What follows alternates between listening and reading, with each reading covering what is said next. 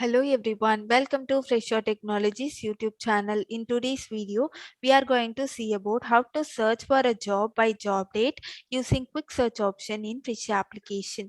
Initially, you needed to log into the system, and after your successful login, this is how your dashboard looks. Now go to quick search option at the top of the page. Here we have to choose the type as job date.